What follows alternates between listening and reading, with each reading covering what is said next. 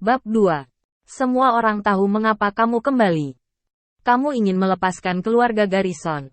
Kamu menginginkan uang kami bukan? Kamu sudah lama dikeluarkan dari keluarga Garrison. Dasar celaka yang tidak tahu berterima kasih.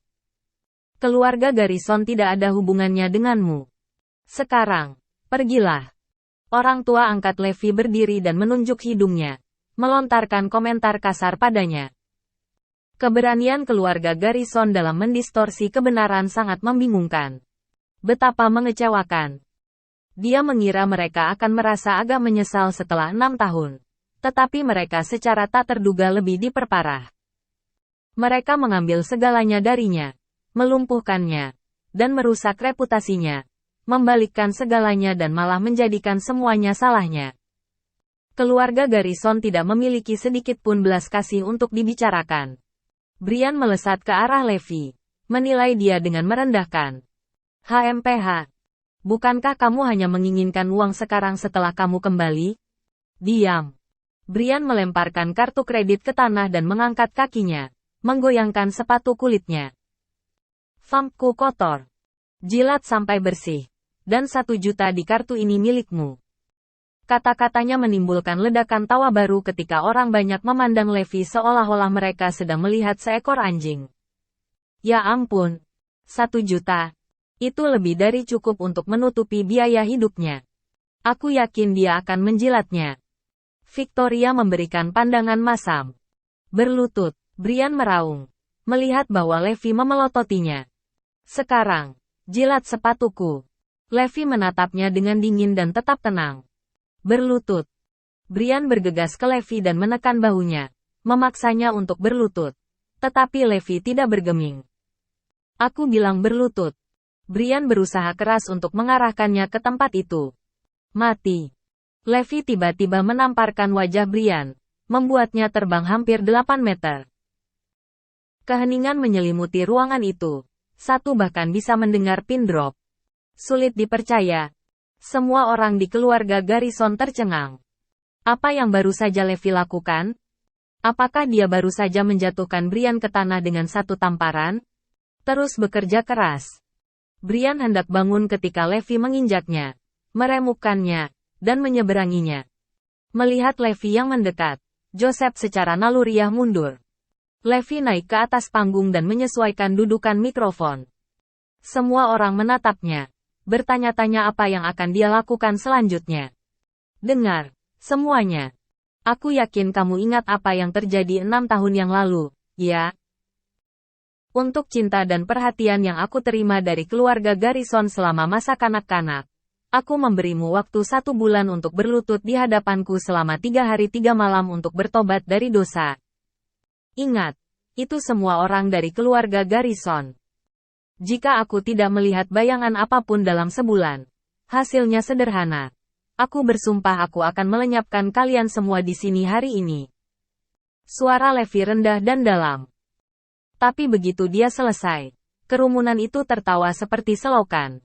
Apakah kehidupan penjara memakan otaknya atau apa? Omong kosong sombong apa yang dia lontarkan? Keluarga Garrison sekarang adalah raksasa di Northampton. Dia hanya seorang kriminal.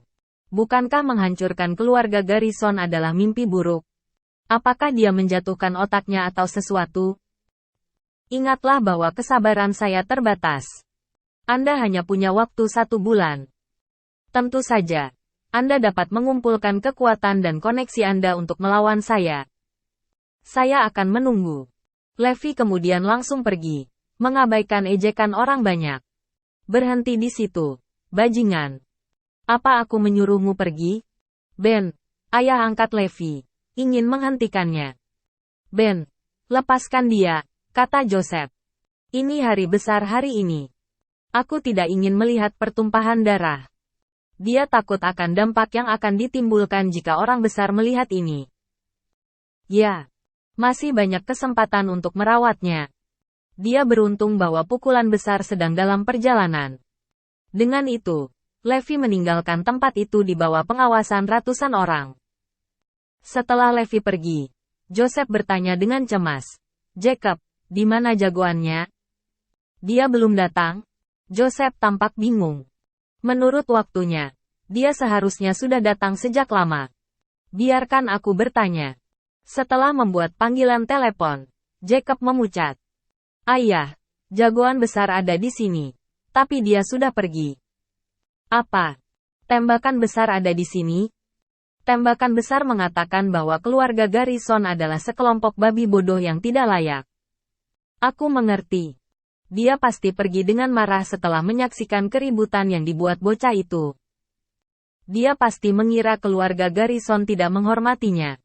Joseph gemetar karena marah. Bocah itu akan membayar untuk ini. Orang banyak bereaksi sesuai. Levi telah merusak acara agung keluarga Garrison. Dia baru saja membuat pukulan besar. Itu setara dengan memotong kesempatan keluarga Garrison untuk mencapai langit. Levi Garrison memang pendosa keluarga Garrison. Pada saat itu, keluarga Garrison ingin menguliti Levi hidup-hidup. Orang tua angkatnya, saudara laki-laki, dan ipar perempuannya sangat membencinya sampai ke tulang.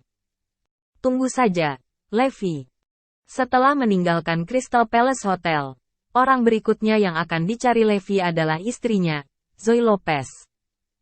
Dalam kehidupan ini, dia tidak berutang kepada keluarga Garrison, atau teman-teman dan teman-teman sekelasnya, tetapi Zoe. Dia telah dipenjara pada hari kedua setelah pernikahan, membuat Zoe kehilangan reputasinya.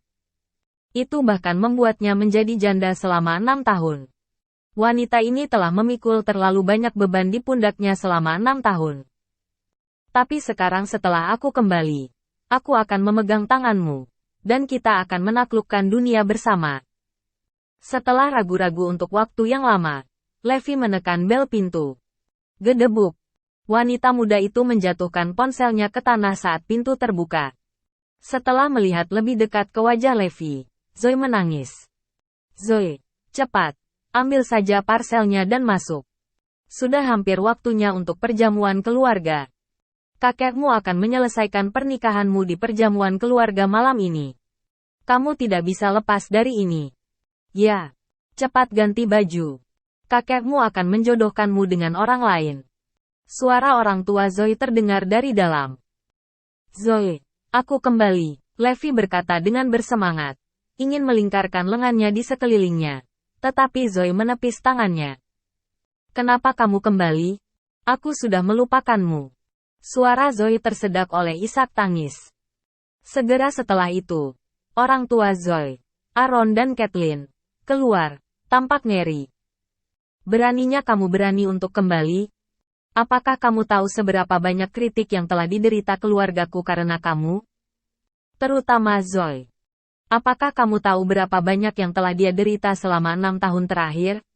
Ayah Zoe, Aaron, mencela. Sementara itu, ibunya, Kathleen, mendorong Levi. Kamu harus tahu bahwa hubungan antara kamu dan Zoe ini tidak mungkin dalam kehidupan ini saat kamu masuk penjara. Kamu adalah penjahat. Kamu hanya tikus jalanan di Northampton. Kamu hanya membahayakan Zoe dengan cara datang menemuinya. Secara alami, Levi telah mengetahui penderitaan Zoe selama 6 tahun terakhir, termasuk penolakannya untuk menikah lagi karena dia. Levi memasang wajah serius. Kali ini, aku kembali untuk selamanya. Aku tidak akan meninggalkan Zoe lagi.